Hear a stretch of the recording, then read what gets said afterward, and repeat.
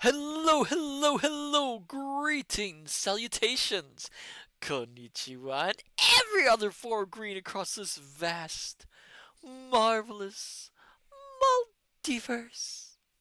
I am Matsu Quinox. This is Horace, and welcome back, my dear, marvelous, wonderful scholars, to the study. Hello there, hello there, hello there. Hello there, Julian20. Congratulations on getting first. Hello there, Firefly. Welcome. Hello, hello, hello. All you marvelous scholars, wherever you are, whenever you are across this vast, marvelous multiverse. Oh, hello there, Dr. Zadium. Welcome. Oh, my goodness. Oh, how are all of you, my dear, wonderful scholars? I hope you're doing well. Excuse me. Oh, my goodness gracious. I hope you're all doing okay. Oh, congratulations on the 3 stream streak, Dr. Zadium, and you're doing good. Good to hear. Julian20, totally okay. Totally good. Haha. Oh, my goodness gracious. I have to keep hydrated. Mm. Well, it's good to hear that everyone's doing all right. But remember, if you aren't doing all right, the study is always open to you. We're always here for you. Oh my goodness gracious.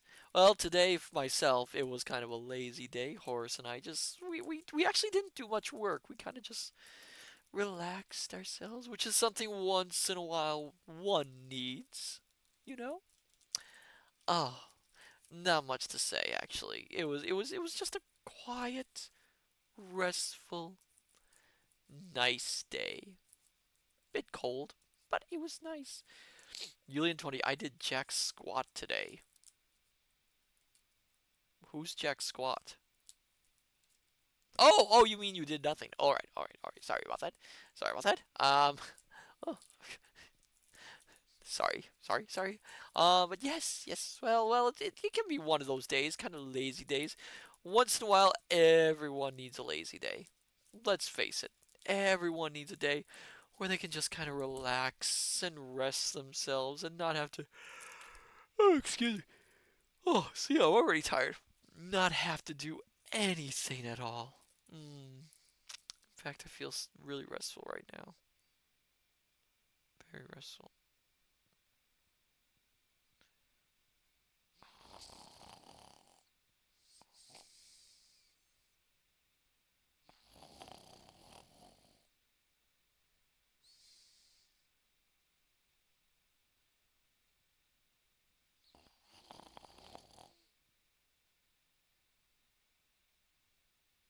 Huh? What? Oh, sorry about that. See what I mean by it's a restful day? It's just very restful. Oh, hello there, Private Maverick. Welcome. All right, Dingus, nap time is over. Excuse me! Excuse me, what kind of term is that to use on this marvelous omniversal librarian? Dingus indeed. Oh my goodness. Ugh. Mm. But I digress. Today, my dear scholars, we are back to reading more of The Prisoner of Zenda.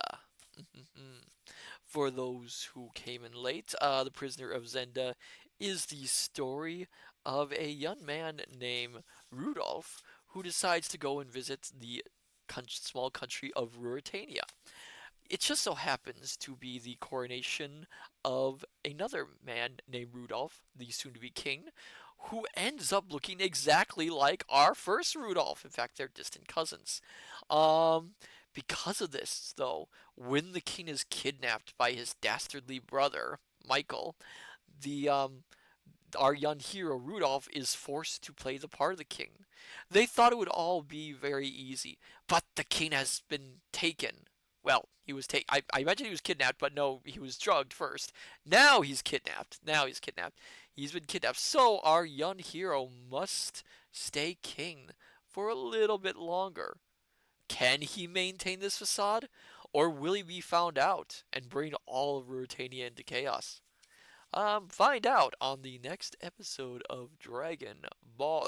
I mean, we'll find out tonight in our reading of The Prisoner of Zenda.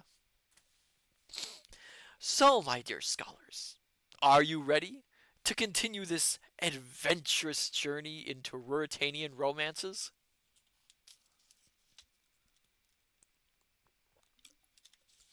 Also, I hope you're doing well, Private Maverick. Mm, excuse me, doing that. The snoring tickled my throat. Yulin20 says yes. All right. Dr. Sadio, I am ready for Dragon Ball Zenda. Yes.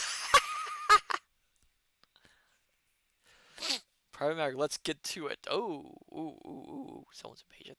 All right, so sit back, my dear scholars. Sit back, relax, have a hot or cold beverage of your liking. Dim the lights if necessary, and let us continue our reading of The Prisoner of Zenda by Anthony Hope. Excuse me. Clear my throat there. Chapter 8. A Fair Cousin and a Dark Brother.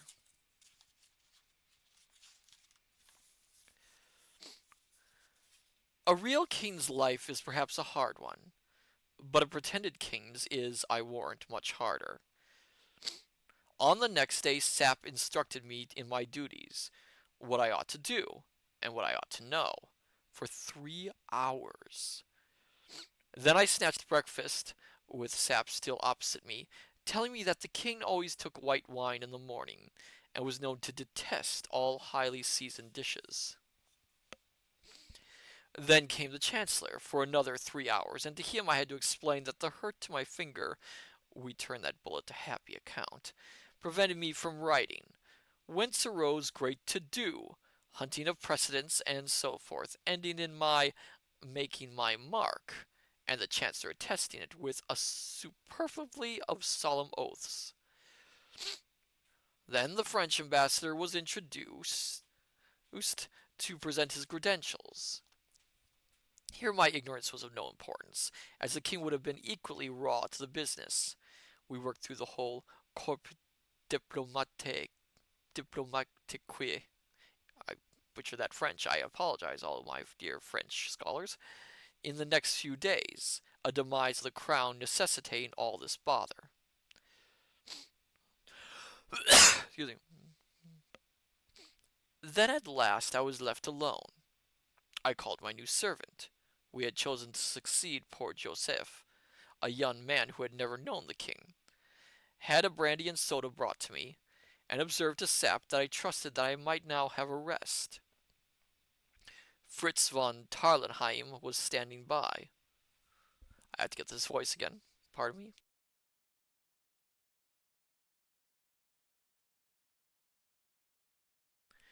By heaven, he cried, we waste time.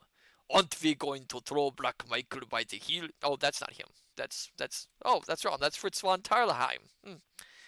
By heaven, he cried, we waste time. Aren't we going to throw Black Michael by the heels?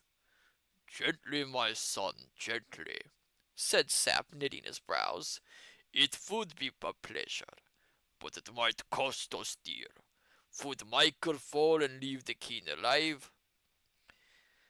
And, I suggested, while the king is here in Strelsau on his throne, what grievance has he against his dear brother Michael? Are we to do nothing then? We're to do nothing stupid, growled Sap. In fact, Fritz, said I'm reminded of a situation in one of our English plays. The Critic. Have you heard of it? Or, if you like, of 2 men, each covering the other with a revolver. For I can't expose Michael without exposing myself. And the king, put in Sap. And hang me if Michael won't expose himself, if he tries to expose me. It's very pretty, said old Sap. If I'm found out, I pursued, I will make a clean breast of it, and fight it out with the Duke. But at present I'm waiting for a move from him.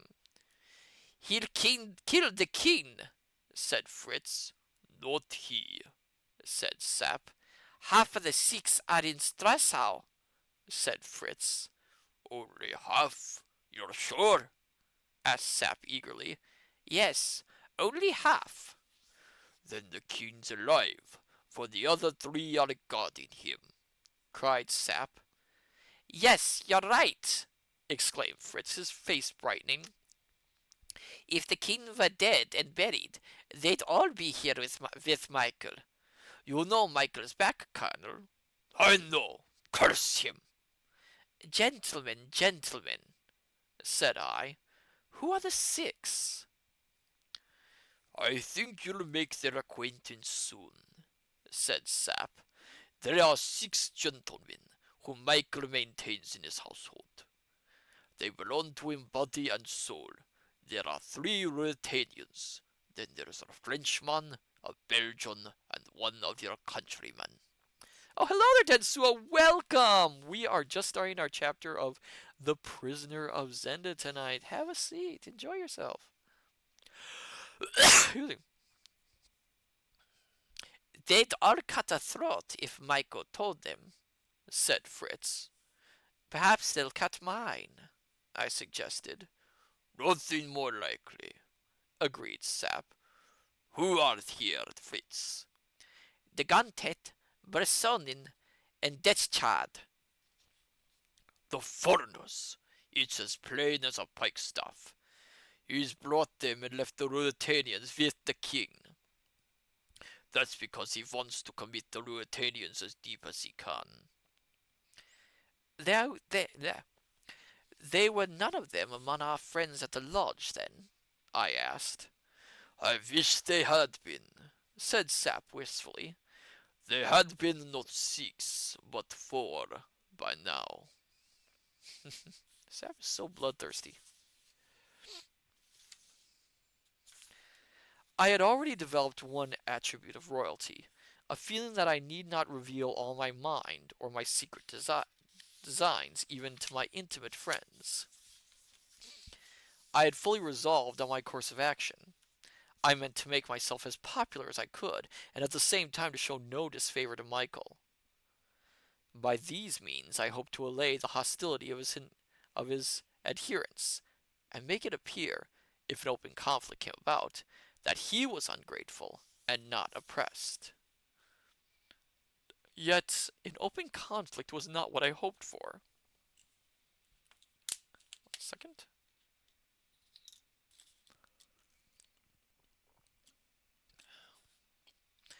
The king's interest demanded secrecy, and while secrecy lasted, I had a fine game to play in Strelsau. Michael should not grow stronger for delay. I ordered my horse, and attended by Fritz von Tarleheim, rode in the grand new avenue of the royal park, returning all the salutes which I received with punctilious politeness. Then I rode through a few of the streets, stopped and bought flowers of a pretty girl, paid her with a piece of gold, and then, having attracted the desired amount of attention, for I had a trail of 50,000 people after me, I rode to the residence of the Princess Flavia, and asked if she would receive me. This step created much interest, and was met with shouts of approval. The princess was very popular, and the Chancellor himself had not scrupled to hint to me that the more I pressed my suit, and the more rapidly I brought it to prosperous conclusion, the stronger should I be in the affection of my subjects. The Chancellor, of course, did not understand the difficulties which lay in the way of following his loyal and excellent advice. However, I thought I could do no harm by calling, and in this view Fritz supported me with a cordiality that surprised me, until he confessed that he also had his motives for liking a visit to the princess's house, which motive was no other than a great desire to see the princess's lady-in-waiting and bosom friend, the Countess Helga von Strofzin. Etiquette seconded Fritz's hopes. While I was ushered into the princess's room, he remained with the countess in the antechamber. In spite of the people and servants who were hanging about, I doubt not that they managed a tete-a-tete, but I had no leisure to think of them, for I was playing the most delicate move in all my difficult game. I had to keep the princess devoted to me, and yet indifferent to me. I had to show affection for her, and not feel it. I had to make love for another, and that to a girl who, princess or no princess, was the most beautiful I had ever seen. Well, I braced myself to the task, made no easier by the charming embarrassment with which I was received. How I succeeded in carrying out my program will appear hereafter. "You are gaining golden laurels," she said. "You are like the prince in Shakespeare, who was transformed by becoming king. But I am forgetting you are king, sire. I ask you to speak nothing but what your heart tells you, and to call me nothing but my name." She looked at me for a moment. "Then I'm glad and proud, Rudolf," said she. "Why, as I told you, your very face is changed." I acknowledged the compliment, but I disliked the topic. So I said, "My brother is back, I hear. He made an exclusion, didn't he?" "Yes, he is here," she said, frowning a little. "He can't stay long from Strelsau, it seems," I observed, smiling. "Well, we are all glad to see him. The nearer he is, the better."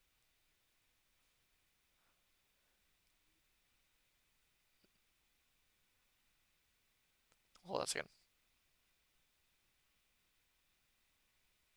Thought I heard something, my dear scholars. Maybe it's nothing. The princess glanced at me with a gleam of amusement in her eyes. "Why, cousin? Why, cousin? Is it that you can?" One second, my dear scholars.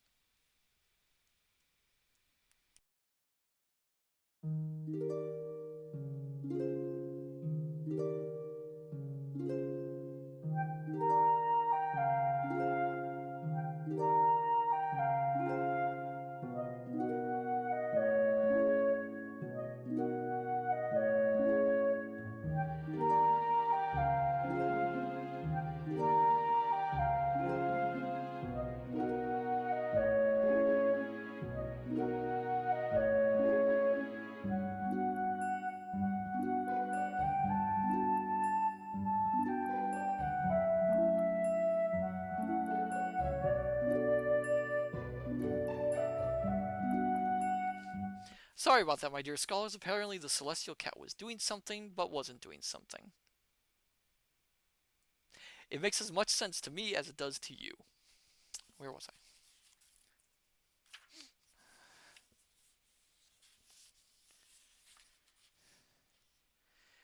"Why, cousin, is it that you can see better what he's doing?" "Perhaps," said I. "And why are you glad?" "I didn't say I was glad. I was glad," she answered. "Some people say so for you." "There are many insolent people," she said with delightful haughtiness. "Perhaps you mean that I am one?" "Your Majesty could not be," she said, curtsying in feigned deference, but adding mischievously after a pause, "Unless, that is." "Well, unless what?" "Unless you tell me that I mind a snap of my fingers where the Duke of Strelsau is." Really, I wish that I had been the king. "You don't care where cousin Michael—" "Ah, cousin Michael. I call him the Duke of Strelsau." You call him Michael when you meet him? Yes, by the orders of your father. I see. And now by mine? If those are your orders. Oh, decidedly. We must all be pleasant to our dear Michael. You order me to receive his friends too, I suppose? The six? You call them that too? To be in the fashion I do, but I order you to receive no one unless you like. Except yourself. I pray for myself. I could not order. As I spoke, there came a cheer from the street. The princess ran to the window. It is he! She cried. It is the Duke of Stresa! I smiled, but said nothing. She returned to her seat. For a few moments we sat in silence. The noise outside subsided, but I heard the tread of feet in the anteroom. I began to talk on general subjects. This went on for some minutes. I wonder what had become of Michael, but it did not seem to be for me to interfere. All at once, and to my great surprise, Flavia, clasping her hands, asked in an agitated voice,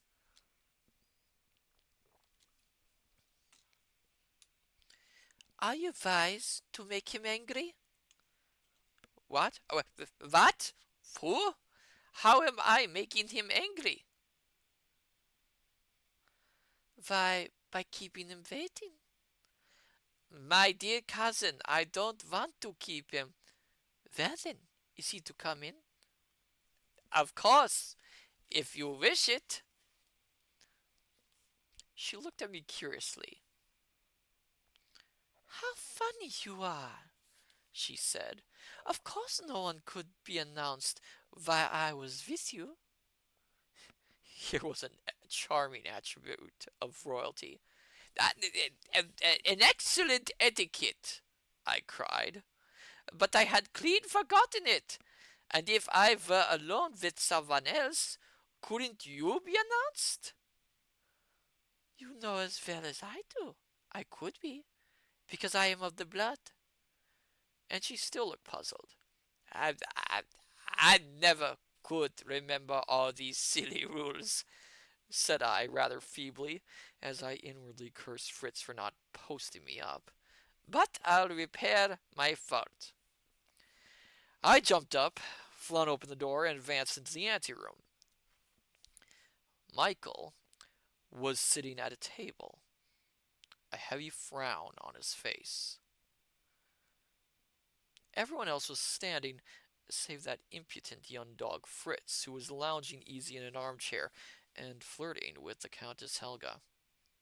He leapt up as I entered, with a deferential alice, alacrity that lent point to his former nonchalance. I had no difficulty in understanding that the Duke might not like young Fritz. I held out my hand. Michael took it, and I embraced him. Then I drew him with me into the inner room. Dr. Zadium, alacrity. Oh, okay, alacrity. Alacrity. Alacrity. Alacrity. Thank you, Dr. Zadium. English, it's a funny old language. Although I don't know if that's English. Huh. "Brother," I said, "if I had known you were here, you should not have waited a moment before I asked the princess to permit me to bring you to her." He thanked me, but coldly. The man had many qualities, but he could not hide his feelings. A mere stranger could have seen that he hated me, and hated worse to see me with Princess Flavia. Yet I am persuaded that he tried to conceal both feelings, and further, that he tried to persuade me that he believed I was verily the king. I did not know, of course, but unless the king were an impostor, at once clever and more audacious than I, and I began to think something of myself in that role. Michael could not believe that. And if he didn't, how he must have loathed paying me deference and hearing my Michael and my Flavia. Give me 1 second.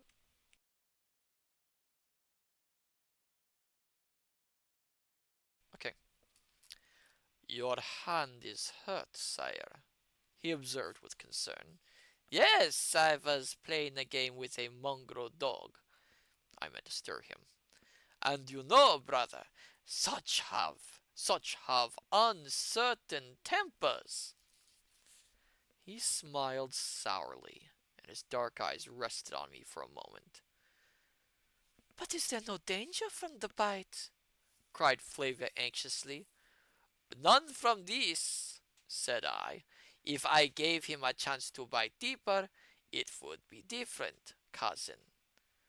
But surely he has been destroyed, said she. Not yet. We're waiting to see if his bite is harmful. And if it is, asked Michael with his sour smile. He'll be knocked on the head, brother, said I. You won't play with him any more? Urged Flavia. Perhaps I shall. He might bite again. Doubtless he'll try, said I, smiling. Then, fearing Michael would say something which I must appear to resent, for though I might show him my hate, I must seem to be full of favor, I began to compliment him on the magnificent condition of his regiment, and of their loyal greeting to me on the day of my coronation. Thence I passed to a rapturous description of the hunting lodge which he had lent me. But he rose suddenly to his feet. His temper was failing him, and with an excuse he said farewell. However, as he reached the door, he stopped, saying, "Three friends of mine are very anxious to have the honor of being presented to you, sire. They are here, in the antechamber." 1 second. I'll drink water.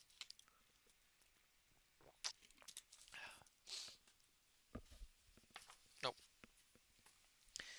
I joined him directly, passing my arm through his. The look on his face was honey to me. We entered the antechamber in fraternal fashion. Michael beckoned, and three men came forward. "These gentlemen," said Michael with a stately courtesy which, to do him justice, he could assume with perfect grace and ease, "are the loyalest and most devoted of your Majesty's servants, and are my very faithful and attached friends." "On the last ground as much as the first," said I. "I am very pleased to see them." They came one by one and kissed my hand. De Gontet, a tall, lean fellow with hair standing straight up and waxed mustache. Personen, the Belgian, a portly man of middle height with a bald head, though he was not far past 30. And last the Englishman, Detchard, a narrow-faced fellow with close-cut fair hair and a bronzed complexion. He was a finely made man, broad in the shoulders and slender in the hips. A good fighter, but a crooked customer. I put him down for. I spoke to him in English with a slight foreign accent, and I swear the fellow smiled, though he hid the smile in an instant. So, Mr. Detchard is in the secret, thought I. Having got rid of my dear brother and his friends, I returned to make my adieu to my cousin. She was standing at the door. I bade her farewell, taking her hand in mine. "Rudolf," she said very low, "be careful, won't you?" "Of what?" You know, I can't say. But think what your life is to. Where to? To Ruratania. Was I right to play the part or wrong to play the part? I know not. Evil lay both ways, and I dared not tell her the truth. Only to Ruratania? I asked softly. A sudden flush spread over her incomparable face. To your friends, too, she said. Friends? And to your cousin, she whispered, and loving servant. I could not speak. I kissed her hand and went out cursing myself. Outside, I found Master Fritz, quite reckless of the footmen, playing at cat's cradle with the Countess Helga. Hang it, said he, we can't always be plotting. Love claims his share. I'm inclined to think he does, said I, and Fritz, who had been by my side, dropped respectably behind.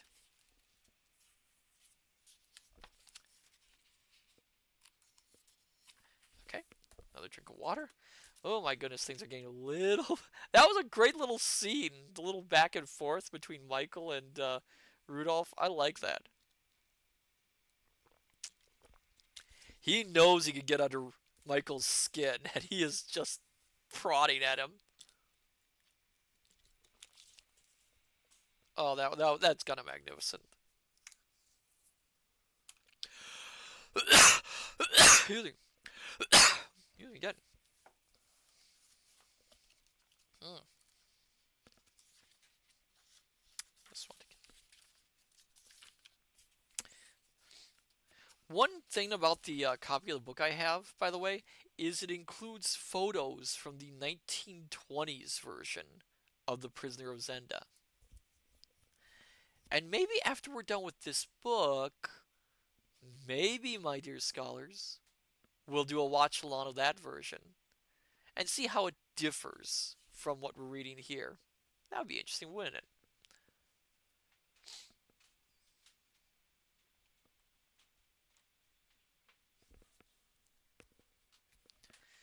Chapter 9: A New Use for a Tea Table. If I were to detail the ordinary events of my daily life at this time, they might prove instructive to people who are not familiar with the inside of palaces. If I revealed some of the secrets I learned, they might prove of interest to the statesmen of Europe. I intend to do neither of these things. I should be between the cilia of dullness and the Charybdis of indiscretion. And I feel that I had far better confine myself strictly to the underground drama which is being played beneath the surface of Ruratanian politics. I need only say that the secret of my imposture defied detection. I made mistakes. I had bad moments. I needed all the tact and graciousness whereof I was master to smooth over some apparent lapses of memory and unmindfulness of old acquaintances of which I was guilty. But I escaped, and I attribute my escape, as I have said before, most of all, to the very audacity of the enterprise. It is my belief that, given the necessary physical likeness, it was far easier to pretend to be king of Ruratania than it would have been to personate my next door neighbor. One day Sap came into my room. He threw me a letter, saying, "That's for you. A woman's hand, I think. But I've some news for you first." "What's that?" "The king's at the castle of Zenda," said he. "How do you know?" "Because the other half of Michael's six are there. I had inquiries made, and they're all there. Longoram, Krafstein, and yon Rupert Hentzau. 3 rogues, too, on my honor. as fine as live in Ruratania. Well, well, Fritz wants you to march to the castle with horse, foot, and artillery. And drag them out? I asked. That would be about it, grinned Sap. And we shouldn't find the king's body there. You think it's certain he's there? Very probable. Besides the fact of those three being there, the drawbridge is kept up, and no one goes in without an order from Jan Hartzau or Black Michael himself. We must tie Fritz up. I'll go to Zenda, said I. You're mad. Someday. Oh, perhaps. You'll very likely stay there, though, if you do. That may be, my friend, said I carelessly. His Majesty looks sulky, observed Sap. How's the love affair? Damn you! Hold your tongue, I said. He looked at me for a moment. Then he lit his pipe. It was quite true that I was in a bad temper, and I went on perversely. Wherever I go, I'm dogged by half a dozen fellows. I know you are. I send them, he replied composedly. What for? Well, said Sap, puffing away, it wouldn't be exactly inconvenient for Black Michael if you disappeared. With you gone, the old game that we stopped would be played. Or we'd have a shot at it. I can take care of myself. The Gottet, Personen, and Dirtkad are in Strassau, and any one of them, lad, would cut your throat as readily as I would Black Michael's, and a deal more treacherously. What's the letter?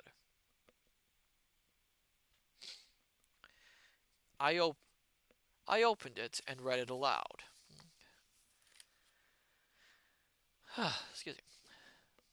If the king desires to know what it deeply concerns the king to know, let him do as this letter bids him. At the end of the new avenue there stands a house in large grounds. The house has a portico, with a statue of a nymph on it. A wall encloses the garden. There is a gate in the wall at the back. At 12 o'clock tonight, if the king enters alone by that gate, turns to the right, and walks 20 yards, he will find a summer house, approached by a flight of 6 steps. If he mounts and enters, he will find someone who will tell him what touches most dearly his life and his throne. This is written by a faithful friend. He must be alone. If he neglects the invitation, his life will be in danger. Let him show this to no one, or he will ruin a woman who loves him. Black Michael does not pardon. No, observed Sap as I ended, but he can dictate a very pretty letter. I had arrived at the same conclusion, and was about to throw the letter away when I saw there was more writing on the other side. Hello, there's some more. If you hesitate, the writer continued, consult Colonel Sap. Eh! Exclaimed that gentleman, genuinely astonished. Does she take me for a greater fool than you? I waved him to be silent. Ask him what woman would do most to prevent the Duke from marrying his cousin, and therefore most to prevent him becoming king, and ask if her name begins with A. I sprang to my feet. Sap laid down his pipe. Antoinette de Marbon, by heaven! I cried. How do you know? Asked Sap. I told him what I knew of the lady, and how I knew it. He nodded. It's so far true that she's had a great row with Michael, said he thoughtfully. If she would, she could be useful, I said. I believe, though, that Michael wrote that letter. So do I. but I need to know for certain. I shall go, Sap. No, I shall go, said he. Excuse me. You may go as far as the gate. I shall go to the summer house. I'm hanged if you shall. I rose and leant my back against the mantelpiece. Sap, I believe in that woman, and I shall go. I don't believe in any woman, said Sap, and you shan't go. I either go to the summer house or back to England, said I. Sap began to know exactly how far he would lead or drive, and when he must follow. We're playing against time, I added. Every day we leave the king where he is, there is fresh risk. Every day I masquerade like this, there is fresh risk. Sap, we must play high. We must force the game. So be it, he said with a sigh. To cut the story short, at 11:30 that night, Sap and I mounted our horses. Fritz again was left on guard, our destination not being revealed to him. It was a very dark night. I wore no sword, but I carried a revolver, a long knife, and a bull's-eye lantern. Excuse me. We arrived outside the gate. I dismounted. Sap held out his hand. I shall wait here, he said. If I hear a shot, I'll... Stay where you are. It's the king's only chance. You mustn't come to grief too. You're right, lad. Good luck. I pressed the little gate. It yielded, and I found myself in a wild sort of shrubbery. There was a grass-grown path, and turning to the right as I had been bidden, I followed it cautiously. My lantern was closed. The revolver was in my hand. I heard not a sound. Presently, a large, dark object loomed out of the gloom ahead of me. It was the summer house. Reaching the steps... One second. Reaching the steps, I mounted them, and found myself confronted by a weak, rickety wooden door, which hung upon the latch. I pushed it open and walked in. A woman flew to me and seized my hand. One second, I gotta make sure who this woman is.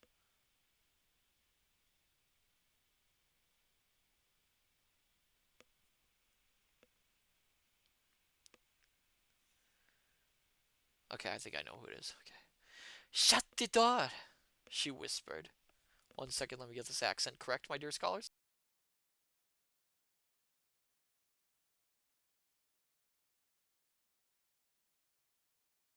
Shut the door, she whispered. I obeyed and turned the light of my lantern on her. She was in evening dress, arrayed very sumptuously, and her dark, striking beauty was marvelously displayed in the glare of the bull's-eye. The summer house was a bare little room, furnished only with a couple of chairs and a small iron table, such as one sees in a tea garden or an open cafe. Don't talk, she said. We no time. Listen, I know you, Mr. Risedal. I wrote a letter at the Duke's orders. So I thought, said I. In 20 minutes, 3 men will be here to kill you. 3? The 3? Yes, you must be gone by then. If not tonight, you'll be killed. Or they will. Listen, listen. When you're killed, your body will be taken to a low quarter of the town. It will be found there.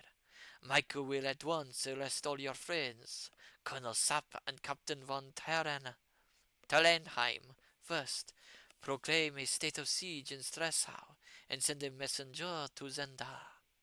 The other 3 will kill the king in the castle, and the Duke will proclaim either himself or the princess, himself if he is strong enough. Anyhow, he'll marry her and become king in fact and soon in name. Do you see? It's a pretty plot. But why, madam, do you say I'm a Christian? Or say I am jealous? My God, shall I see him marry her?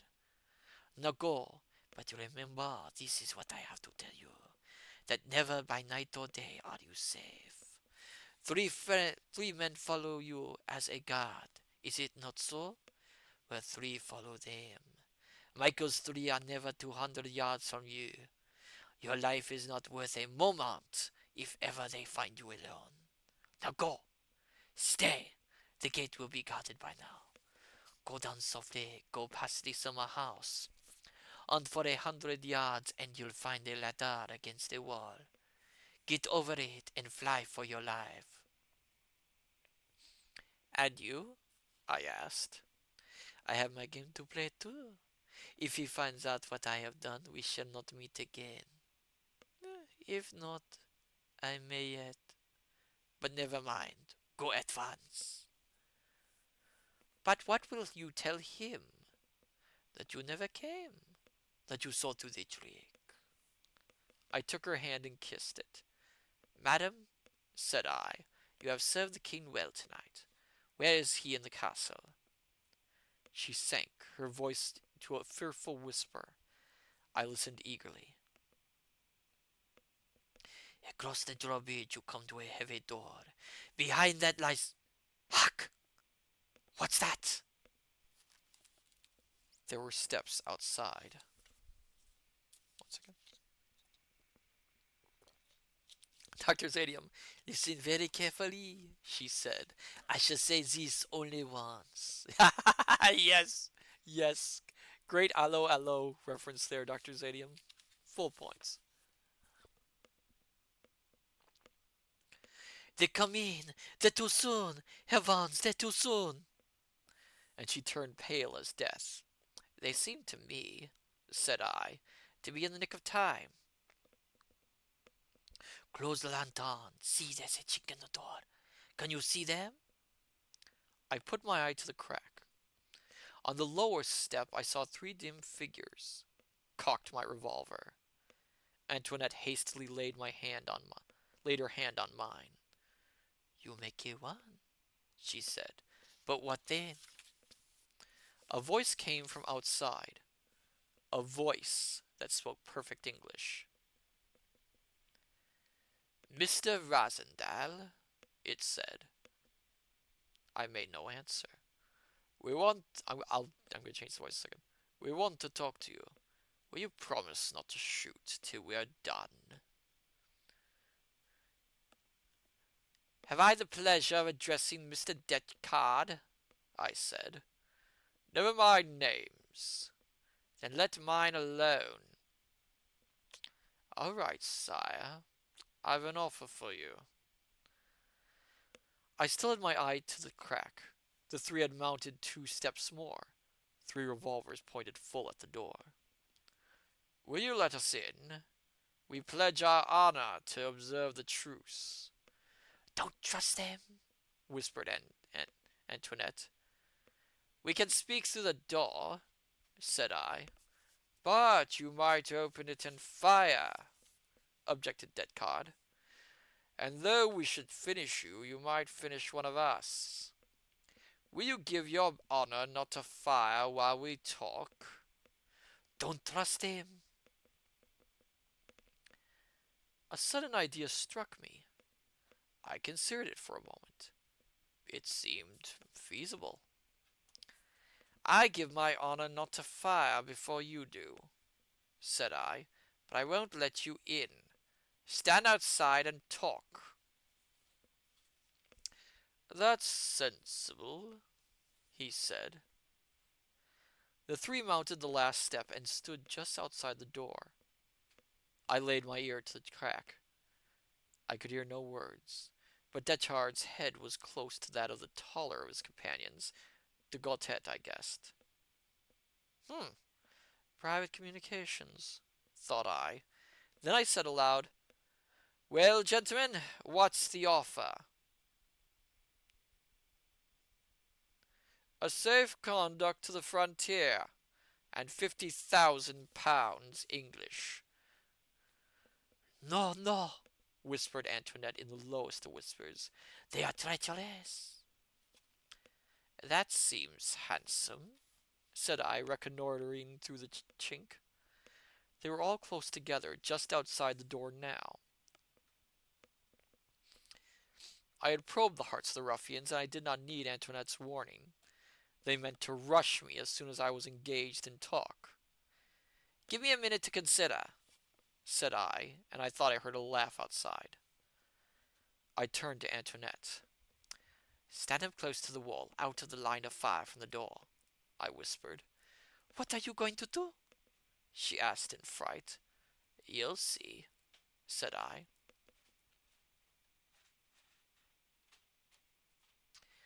I took up the little iron table. It was not very heavy for a man of my strength, and I held it by the legs. The top protruding in front of me made a complete screen for my head and body. I fastened my clothes lantern to my belt and put my revolver in a handy pocket. Suddenly I saw the door move ever so slightly. Perhaps it was the wind. Perhaps it was a hand trying it outside. I drew back as far as I could from the door, holding the table in the position that I have described. Then I called out, Gentlemen, I accept your offer, relying on your honor. If you will open the door, open it yourself, said Deckard. It opens outwardly, said I. Stand back a little, gentlemen, or I shall hit you when I open it. I went and fumbled with the latch. Then I stole back to my place on tiptoe. I can't open it, I cried. The latch has caught. Tuh! I'll open it, cried Deckard. Nonsense, Bersenone, why not? Are you afraid of one man? I smiled to myself. An instant later, the door was flung back. The gleam of a lantern showed me the three close together outside, their revolvers leveled. With a shout, I charged at my utmost pace across the summer house and through the doorway. 3 shots rang out and battered into my shield. Another moment, and I leapt out, and the table caught them full and square, and in a tumbling, swearing, struggling mass, they and I and that brave table rolled down the steps of the summer house to the ground below. Antoinette de Maubon shrieked, but I rose to my feet, laughing aloud. De Gontet and Bersonin lay like men stunned. Deckard was under the table, but as I rose, he pushed it from him and fired again. I raised my revolver and took a snapshot. I heard him curse, and then I ran like a hare, laughing as I went. Oh! Oh, thank you for the raid! Welcome, raiders! Hello there, Sepsu, welcome! Hello there, Hadokeno Zero, welcome! Hello there, High Anxiety, welcome! Welcome, welcome, welcome! Oh my goodness! Hello there, oh my goodness, I'm trying to get you all. Phantom Loves, Sir, welcome! Melody Ray, welcome! Welcome, Kintron, welcome, welcome, welcome, welcome! Oh my goodness, so many of you tonight. Oh, just gonna get a glass of water. Oh my goodness. Let me get a shout out for you. Katakuri826, welcome.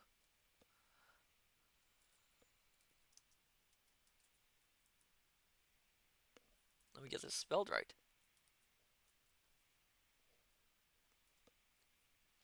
A little shout out to you. Welcome all of you. How have you been? It's been a while. How was stream, Steph Sue? Were you playing a game, reading a book, doing an activity?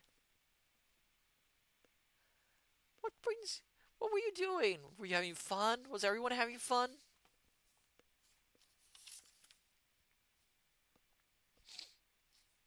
Hello there, Turtle3. Welcome. Oh, you started a new book today. Yesterday. What book? I'm curious. What's the title? I'm curious. Ghost Station, a sci-fi thriller. Oh my goodness. Sounds great. Oh. Sounds like a great book. Turtle, turtle, it's been a while. It has been a while. Oh my goodness. To all new newcomer raiders, I am Matsu Quinox, interdimensional omniversal librarian. I read, I play games on Tuesday, read books on Thursday. Oh, glad to have you all here. Mm. You caught us just as we're reading our second chapter tonight of The Prisoner of Zenda. Things are getting exciting. Steps 2, I've pulled an all-nighter to finish it when I first found it. Wow.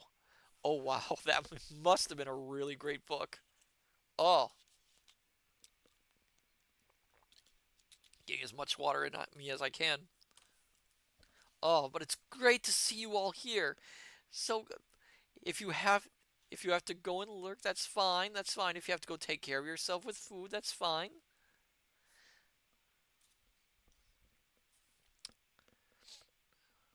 Following me since January 9th of last year. Oh, wonderful! It's nice to see scholars come back here. But yes, if you have to if you have to go and take care of yourself or take care of food, that's fine. I'm glad to have you here. If you want to stay, then have a seat, enjoy yourself, have a hot drink. Kinchan, all of these step raiders coming to tune in.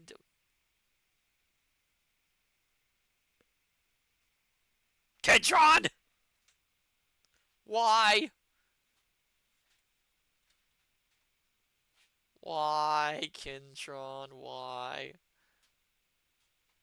Oh, I'm just gonna keep reading. Get that pun out of my head. Get that pun out of my head. Where was I? Okay. The Gauntlet and Bersonin lay like men stunned.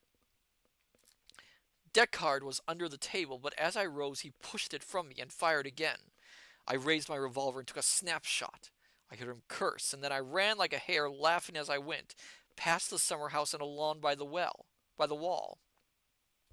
I heard steps behind me, and turning round, I fired again for luck. The steps ceased. Please, God, said I, she tell me the truth about the ladder, for the wall was high and toppled with iron spikes. Yes, there it was. I was up and over in a minute. Doubling back, I saw the horses. Then I heard a shot. It was Sap.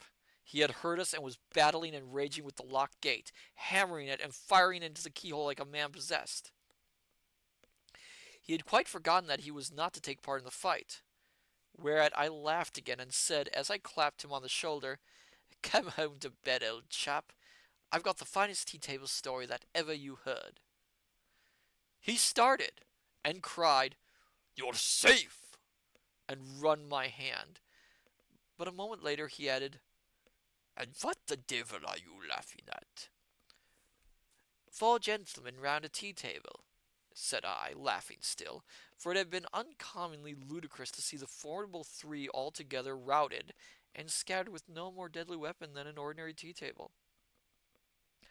Moreover, you will observe that I had honorably kept my word, and not fired till they did.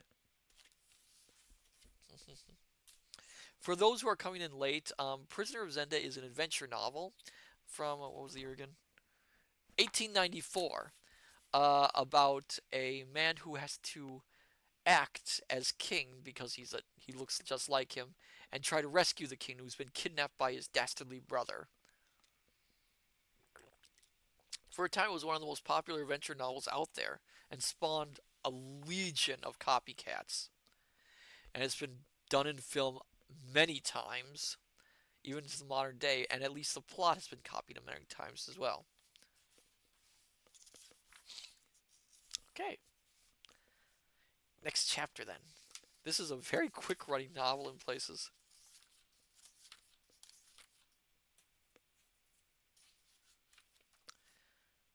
Chapter 10. A great chance for a villain. Excuse me again.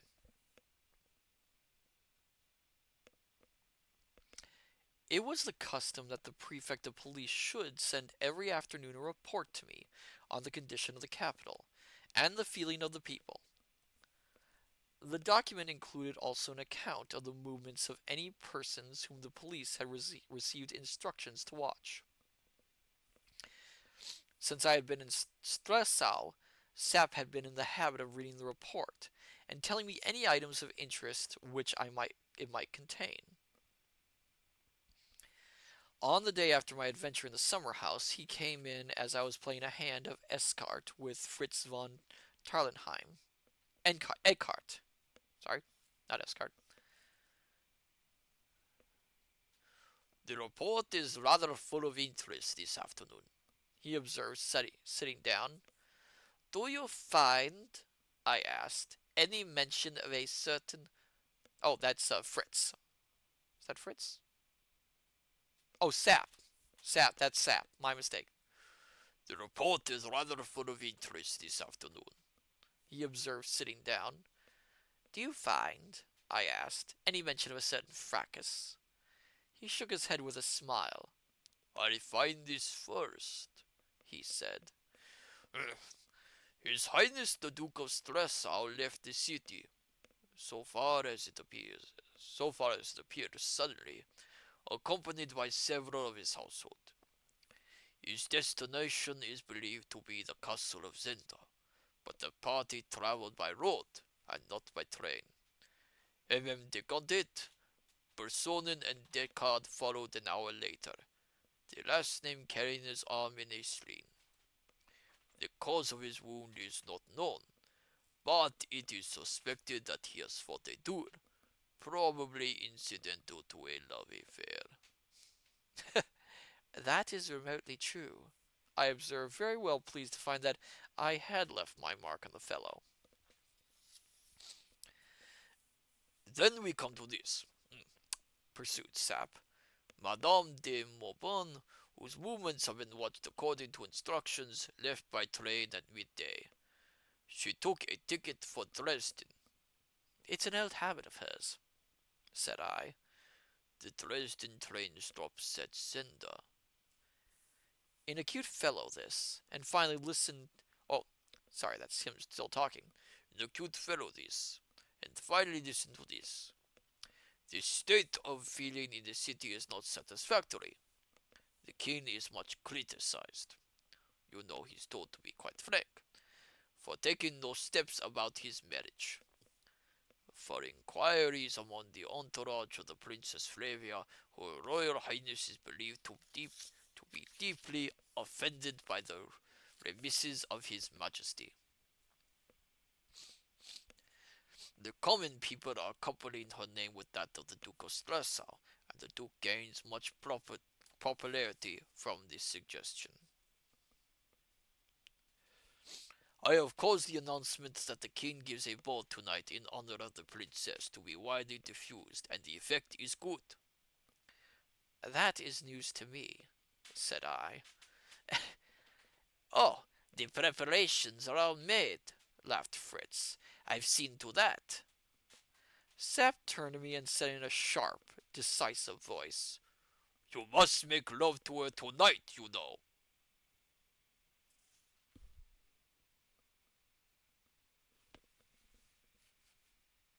A bit sudden, wouldn't you think that? They haven't even properly had time. They're not married. Wouldn't you think that's a little quick to go right at it, my dear scholars?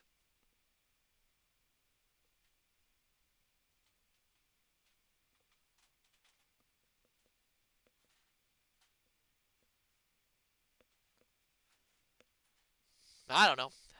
Different times, I suppose. Different times. Where am I?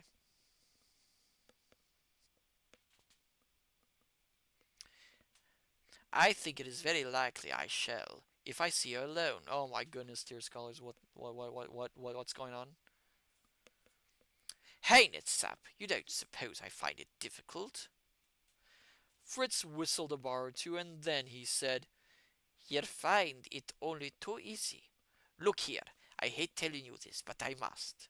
The Countess Helga told me that the princess has become most attached to the king. Since the coronation, her feelings have undergone a marked development. It's quite true that she is deeply wounded by the king's apparent neglect. Here's a kettle of fish, I groaned. Tut tut, said Sap. I suppose you've made pretty speeches to a girl before now. That's all she wants. Fritz, himself a lover, understood better my distress. He laid his hands on my shoulder, but said nothing.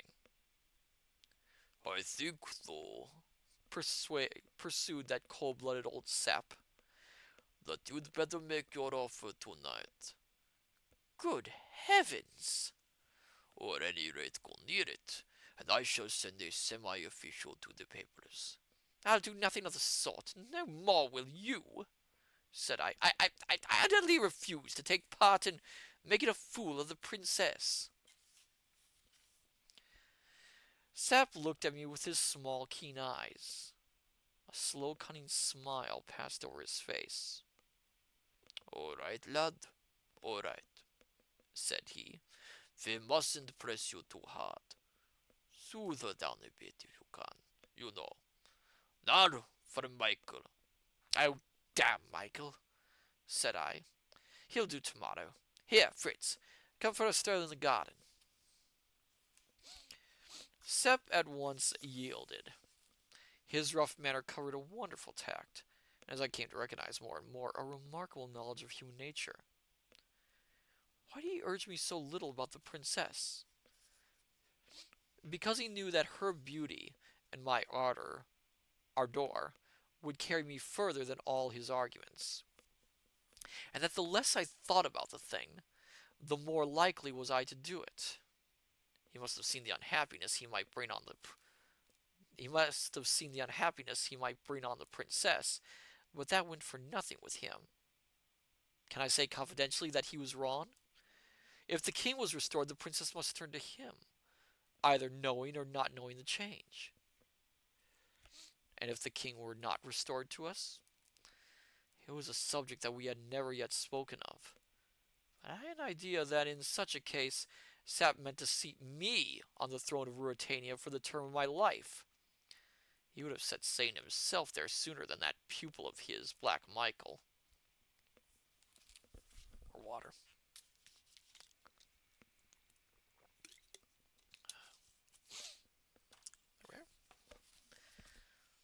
The ball was a sumptuous affair. I opened it by dancing a quad, quadrille, quadrille with Flavia. Then I waltzed with her. Curious eyes and eager whispers attended us. We went in to supper, and halfway through, I, half mad by then, for her glance had answered mine, and her quick breathing met my stammered sentences, I rose in my place before all the brilliant crowd, and taking the red rose that I wore, flung the ribbon with its jeweled badge round her neck. In a tumult of applause I sat down. I saw Sap smiling over his wine, and Fritz frowning. The rest of the meal passed in silence. Neither Flavia nor I could speak. Fritz touched me on the shoulder, and I rose, gave her my arm, and walked down the hall into a little room, where coffee was served to us. The gentlemen and ladies in attendance withdrew, and we were alone. The little room had French windows opening on the gardens. The night was fine, cool and fragrant. Flavia sat down, and I stood opposite her. I was struggling with myself. If she had not looked at me, I believe that even then I should have won my fight. But suddenly, involuntarily, she gave me one brief glance. A glance of question, hurriedly turned aside. A blush that the question had ever come spread over her cheek, and she caught her breath. Ah, if you had seen her. I forgot the king in Zenda. I forgot the king in Stelsau. She was a princess. And I, an impostor. Do you think I remembered that? I threw myself on my knee and seized her hands in mine. I said nothing. Why should I? The soft sound of the night set my wooing to a wordless melody as I pressed my kisses on her lips. She pushed me from her, crying suddenly, "Ah, it is true! Or is it only because you must?" "It's true," I said in low, smothered tones. "True that I love you more than life, or truth, or honor." She said no meaning to my words, set no meaning to my words, treating them as one of love's sweet extravagances. She came close to me and whispered, "Oh, if you were not the king, then I could show you how I love you. How is it that I love you now, Rudolf?" "Now?" "Yes, just lately. I never did before." Pure triumph filled me. It was I, Rudolf Rassendyll, who had won her. I caught her round the waist. "You did you you didn't love me before?" I asked. She looked up into my face, smiling as she whispered, "It must have been your crown. I felt it first on the coronation day." "Never before?" I asked eagerly. She laughed low. "You speak as if you sorry, trying to get that beat. You speak as if you would be pleased to hear me say yes to that," she said. "Would yes be true?" "Yes." I just heard her breathe, and she went on in an instant. "Be careful, Rudolph. Be careful, dear. He will be mad now." "What? Michael? If Michael were the worst." "What worst is there?"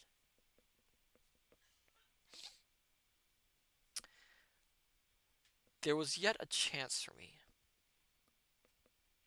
Controlling myself with a mighty effort, I took my hands off her and stood a yard or two away. I remember now the note of the wind in the elm trees outside. If if I were not the king," I began. "If I were only a private gentleman." Before I could finish, her hands was in mine. "If you were a convict in the prison of Strassau, you would be my king," she said. And under my breath I groaned, "Oh, God, forgive me." And holding her hand in mine, I said again, "If I were not the king." "Hush, hush," she whispered. "I don't deserve it. I don't deserve to be doubted. Ah, Rudolph, does a woman who marries without love look on the man as I look on you?" And she hid her face from me. For more than a minute we stood there together, and I, even with my arm about her, summoned what honor and conscience her beauty and the toils that I was in had left me.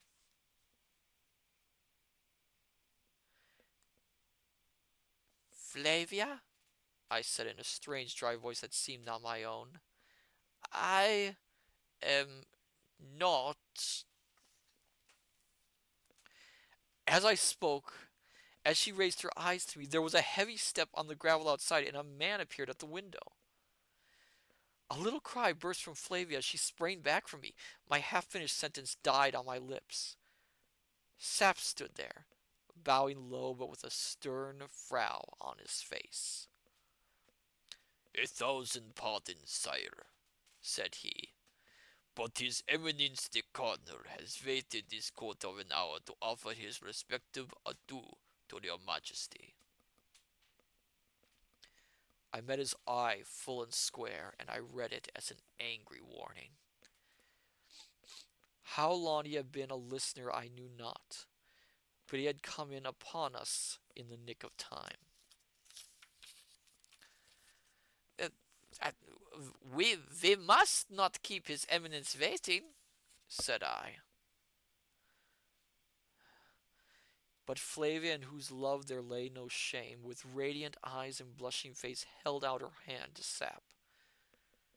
She said nothing, but no man could have missed her meaning who had ever seen a woman in the exaltation of love.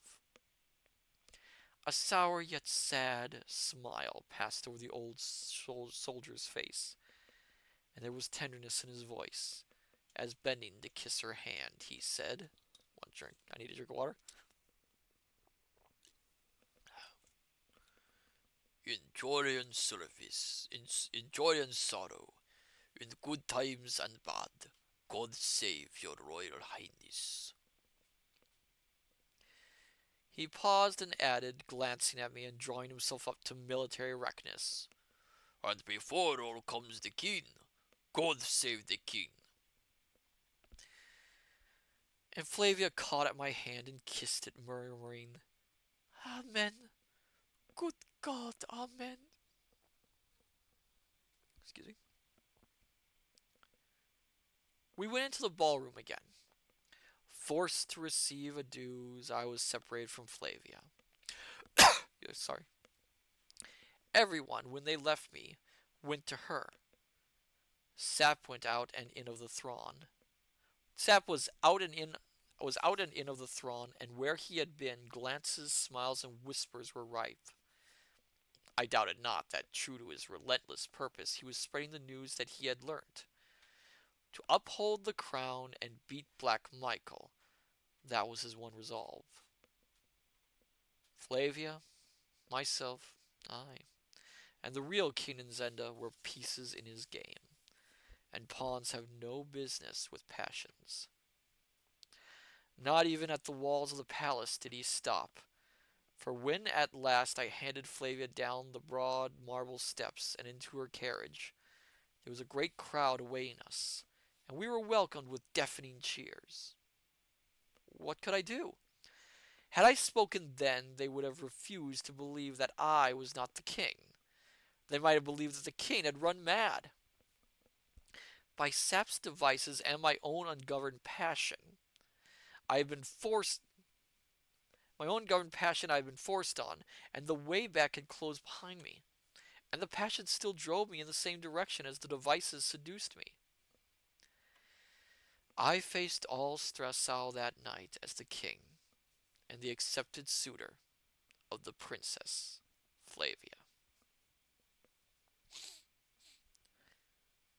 At last, at 3 in the morning, when the cold light of dawning day began to steal in, I was in my dressing room, and Sap alone was with me.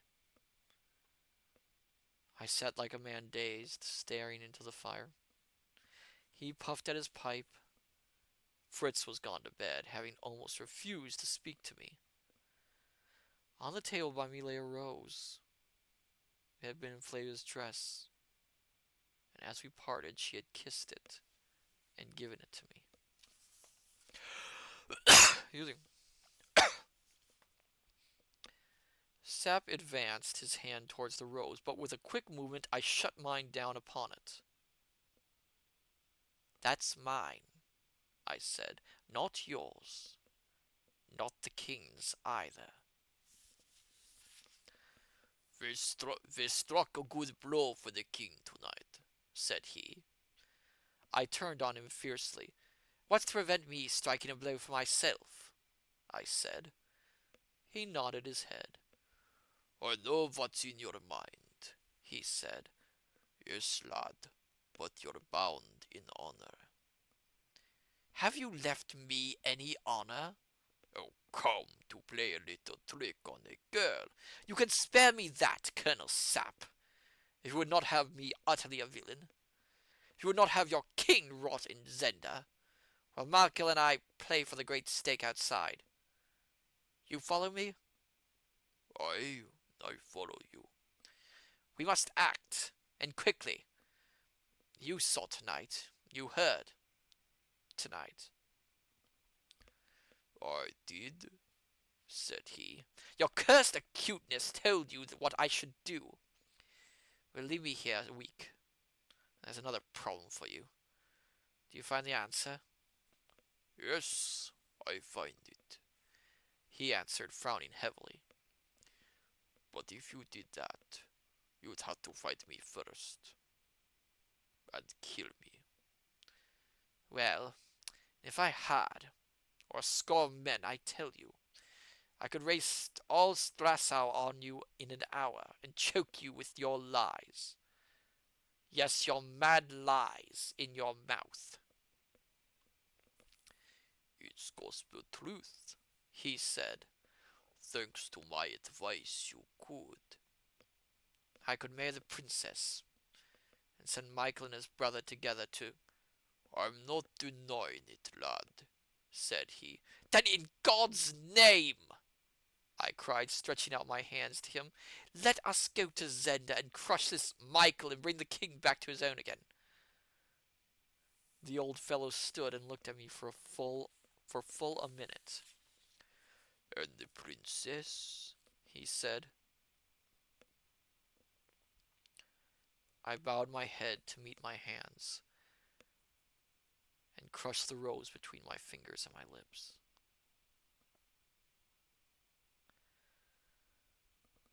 I felt his hand on my shoulder, and his voice sounded husky as he whispered low in my ear. Before the god, you're the finest Elfberg of them all. But I have eaten of the king's bread, and I am the king's servant. Come, we will go to Zenda. And I looked up and caught him by the hand, and the eyes of both of us were wet.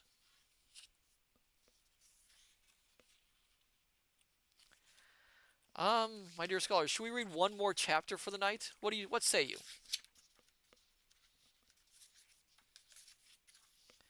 I think I'll get if I have a drink of water, I think I can manage it.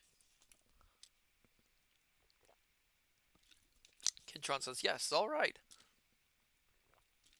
Let me just wet my lips a bit. Things are getting intense. Excuse me. A little bit of conflict of interest there.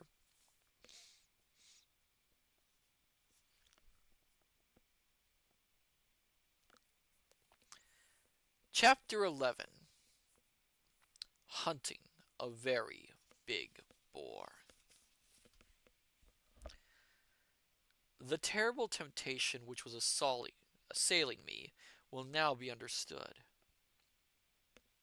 I would so force Michael's hand that he must kill the king. I was in a position to bid him defiance and tighten my grasp on the crown. Not for its own sake, but because the king of Ruratania was to wed the Princess Flavia. What of Sap and Fritz? Ah, but a man cannot be held to write down in cold blood the wild and black thoughts that storm his brain when an uncontrollable passion has battered a breach for them. Yet, unless he sets up as a saint, he need not hate himself for them. He is better employed, as it humbly seems to me, in giving thanks that power to resist was vouchsafed to him, than in fraying over wicked impulses which come unsought and extort in unwilling hospitality from the weakness of our nature. It was a fine, bright morning when I walked, unattended, to the princess's house, carrying a nosegay in my hand. Policy made excuses for love, and every attention that I paid her, while I riveted my own chains, bound closer to me the people of the great city who worshipped her. I found Fritz's inamorata, the Countess Helga, gathering blooms in the garden for her mistress's wear, and prevailed on her to take mine in their place. The girl was rosy with happiness, for Fritz in his turn had not wasted his evening, and no dark shadow hung over his wooing, save the hatred which the Duke of Strasau was known to bear him. And that, she said with a mischievous smile, your Majesty has made of no moment. Yes, I will take the flowers. Shall I tell you, sire, what is the first thing the princess does with them? We were talking on a broad terrace which ran along the back of the house, and a window above our heads stood open. Madam! cried the Countess merrily, and Flavia herself looked out. I bared my head and bowed. She wore a white gown and her hair was loosely gathered in a knot. She kissed her hand to me, crying, Bring the king up, Helga. I'll give him some coffee. The Countess, with a gay glance, led the way, and took me into Flavia's morning room. And left alone, we greeted one another as lovers are wont. Then the princess laid two letters before me. One was from Black Michael, a most courteous request that she would honor him by spending a day at his castle of Zenda, as had been her custom once a year in the summer, when the place and its gardens were in the height of their great beauty. I threw the letter down in disgust, and Flavia laughed at me. Then, growing grave again, she pointed to the other sheet. I don't know who that comes from, she said. Read it. I knew in a moment. There was no signature at all this time, but the handwriting was the same as that which had told me of the snare in the summer house. It was Antoinette de Maubon's. I have no cause to love you, it ran, but God forbid that you should fall into the power of the Duke. Accept no invitations of his. Go nowhere without a large guard. A regiment is not too much to make you safe. Show this, if you can, to him who reigns in Strasau. Why doesn't it say the king? Asked Flavia, leaning over my shoulder, so that the ripple of her hair placed on my cheek. Is it a hoax? As you value life, as you value life, and more than life, my queen, I said, obey it to the very letter. A regiment shall camp round your house today. See that you do not go out unless well guarded. In order, sire? She asked, a little rebellious. Yes, in order, madam, if you love me. Ah, she cried, and I could not but kiss her. You know who sent it? She asked. I guess, said I, it is from a good friend, and I fear an unhappy woman. You must be ill, Flavia, and unable to go to Zenda. Make your excuses as cold and formal as you like. So, you feel strong enough to anger Michael? She said with a proud smile. I'm strong enough for anything, while you are safe, said I.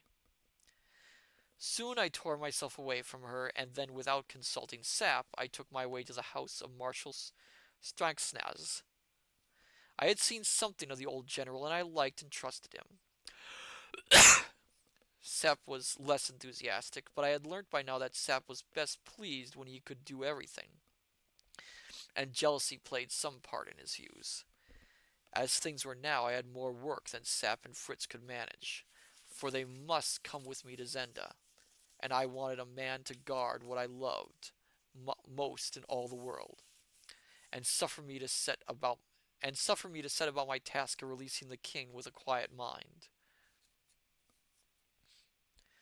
The marshal received me with most loyal kindness. To some extent I took him into my confidence. I charged him with the care of the princess, looking him full and significantly in the face as I bade him let no one from her cousin the Duke approach her, unless he himself were there, and a dozen of his men with him. You may be right, sire, said he, shaking his grey head sadly. I have known better men than the Duke do worse things than that for love. I could quite appreciate the remark, but I said, There's something besides love, Marshal. Love for the heart? Is there nothing my brother might like for his head? I pray that you run him, sire. Marshal, I'm leaving Strasau for a few days. Every evening I will send a courier to you.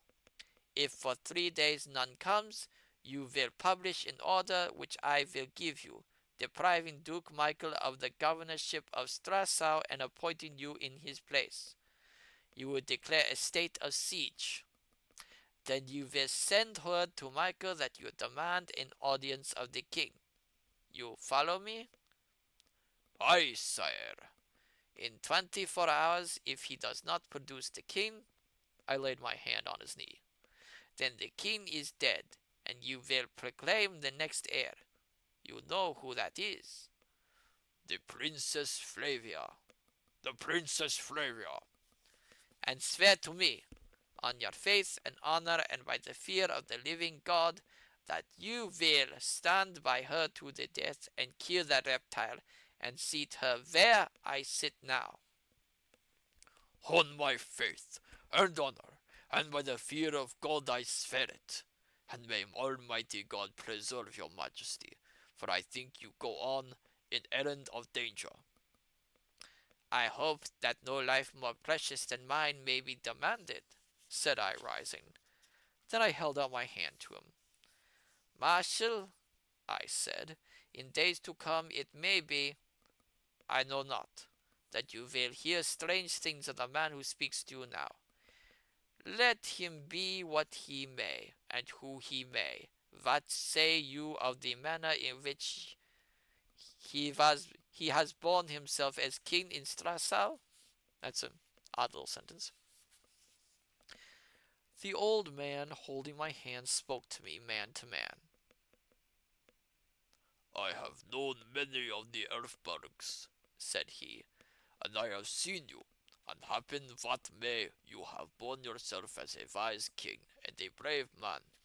Ay, and you have proved as courteous a gentleman and as gallant a lover as any that have been of their house.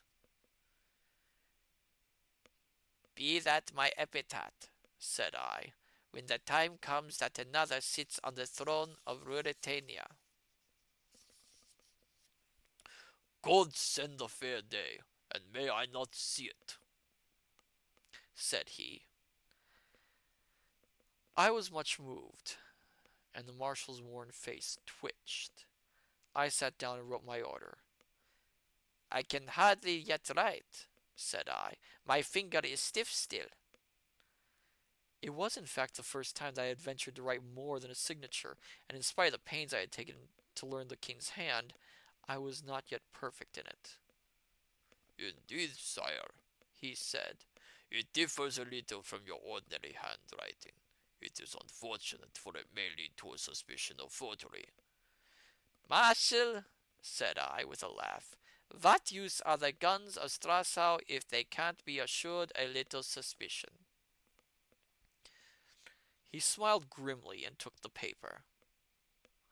Colonel Sapp and Fritz von Taurenheim go with me, I continued. You go to seek the Duke? He asked in a low tone. Yes, the Duke, and someone else of whom I have need, and who is at Zenda, I replied. More drink. Oh my goodness. I wish I could go with you, he cried, tugging at his white mustache. I'd like to strike a blow for you and your crown. I leave you what is more than my life and more than my crown. Because you are the man, said I, because you are the man I trust more than all other in Ruratania. I will deliver her to you safe and sound, said I, and failing that, I will make her queen. We parted, and I returned to the palace, and told Sapp and Fritz what I had done. Sapp had a few faults to find, and a few grumbles to utter. This was merely what I expected, for Sapp liked to be consulted beforehand, not informed afterwards. But on the whole, he approved of my plans, and his spirits rose high as the hour of action drew nearer and nearer. Fritz too was ready, though he, poor fellow, risked more than Sap did, for he was a lover, and his happiness hung in the scale. Yet how I envied him, for the triumphant issue which would crown him with happiness and unite him to his mistress, the success for which we were bound to hope and strive and struggle, meant to me sorrow more certain and greater than if I were doomed to fail. He understood something of this, for when we were alone, save for old Sap, who was smoking at the other end of the room, he passed his arm through mine, saying, "It's hard for you. Don't think I don't trust you. I know you have nothing but true thoughts in your heart." But I turned away from him, thankful he could not see what my heart held, but only bear witness to the deeds that my hands were to do. Yet even he did not understand, for he did not dare to lift his eyes to the Princess Flavia, as I had lifted mine. Our plans were now all made, even as we proceeded to carry them out, and as they were hereafter appear. The next morning we were to start on the hunting excursion. I had made all arrangements for being absent, and now there was only one thing left to do, the hardest, the most heartbreaking. As evening fell, I drove through the busy streets to Flavia's residence. I was recognized as I went and heartily cheered. I played my part and made shift to look the happy lover. In spite of my depression, I was almost amused at the coolness and delicate hauteur with which my sweet lover received me. She had heard that the king was leaving Strasau on a hunting expedition. "I regret that we cannot amuse your majesty here in Strasau," she said, stamping her foot lightly on the floor. "I would have offered you more entertainment, but I was foolish enough to think—" "Well, what?" I asked, leaning over her. "That just for a day or two after. After last night you might be happy without much gaiety." And she turned pettyish from me as she added, "I hope the balls will be more engrossing." "I'm going after a very big boar," said I, and because I could not help it I began to play with her hair, but she moved her head away. "Are you offended with me?" I asked in feigned surprise, for I could not resist tormenting her a little. I had never seen her angry, and every fresh aspect of her was a delight to me. "What right have I to be offended? True, you said last night that every hour away from me was wasted, but a very big boar? That's a different thing." "Perhaps the boar will hunt me," I suggested. "Perhaps, Flavia, he'll catch me." She made no answer.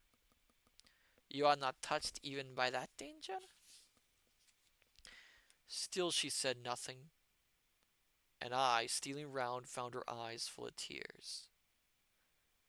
"You weep for my danger."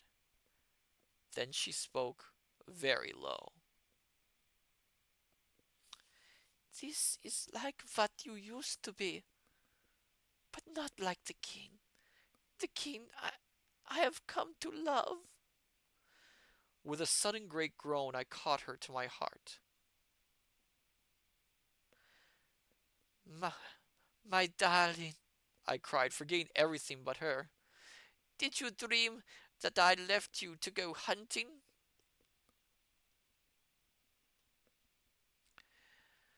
"What then, Rudolf? Ah, you're not going." "Well, it is hunting.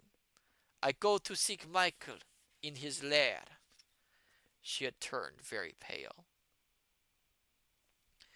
So you see, sweet, I was not so poor a lover as you thought me. I shall not be long gone." "You will write to me, Rudolf?"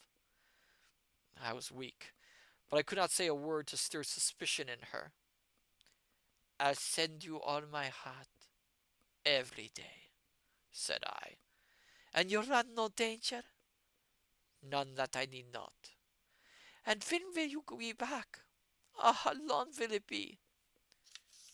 When shall I be back? I repeated. Yes, yes. Don't be long, dear. Don't be long. I shan't sleep while you're away. I don't know when I shall be back, said I. Soon, Rudolph, soon. God knows, my darling. But if never. Hush, hush. And she pressed her lips to mine. If never, I whispered, you must take my place. You'll be the only one of the house then. You must reign and not weep for me. For a moment she drew herself up like a very queen. Yes, I will, she said. I will reign. I will do my part, though all my life will be empty and my heart dead. Yet I'll do it. She paused and, sinking against me again, wailed softly. Come soon, come soon. Carried away, I cried loudly. As God lives, yes, I myself will see you once more before I die. What do you mean? She exclaimed with wondering eyes, but I had no answer for her, and she gazed at me with her wondering eyes. I dared not ask her to forget. She would have found it an insult. I could not tell her then who and what I was. She was weeping, and I had but to dry her tears. Shall a man not come back to the loveliest lady in all the wide world? Said I. 1,000 Michaels should not keep me from you. She clung to me a little comforted. You won't let Michael hurt you? No, sweetheart. Or keep you from me? No, sweetheart. Nor anyone else? And again I answered, no, sweetheart. Yet there was one, not Michael, who if he lived must keep me from her, and from whose life I was going forth to stake my own. And his figure, the lithe, buoyant figure I had met in the woods of Zenda, the dull, inert mass I had left in the cellar of the hunting lodge, seemed to rise double-shaped before me, and to come between us, thrusting itself in even where she lay, pale, exhausted, fainting in my arms, and yet looking up at me with those eyes that bore such love as I have never seen, and haunt me now, and will till the ground closes over me, and, who knows, perhaps beyond. And we will stop there, my dear scholars. Oh dear. I think our dear Rudolph has realized the one weak link in his plan of being a double. It's always tricky when you fall in love with the individual you are pretending to be's lover. Now, isn't it? Well then, so next week, if everything goes according to plan, we'll be doing more Ace Attorney on Tuesday, and we'll be doing more Prisoner of Zenda on Thursday. I don't really think there is any anything else going on that week, as far as I know for events. But I'll keep you tuned in case anything changes, my dear scholars. So then, let's see who we can rate tonight.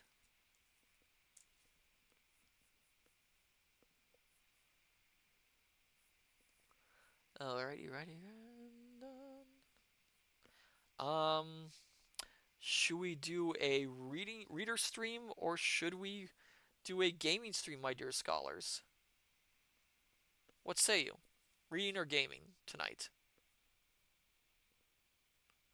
for rating?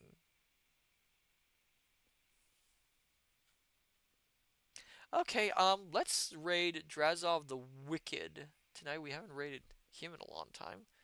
So then, my dear scholars, I say unto you, good evening, good morning, good afternoon, till we meet each other again at the study. Take care, and I shall see you next time.